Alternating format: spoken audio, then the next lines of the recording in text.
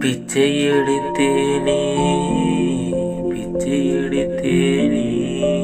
சாமி பிச்சை எடுத்தேனே பிச்சை எடுத்தேனே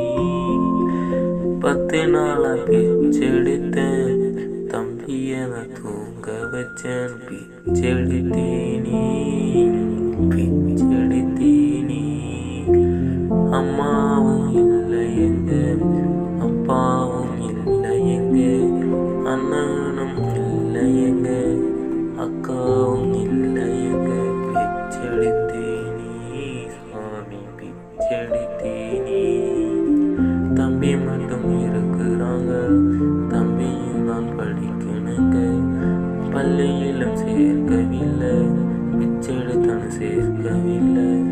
ஆண்டவன்கிட்ட குறையதாக தீர்க்க சொல்லி கேட்டனுங்க ஆண்டவனுங்க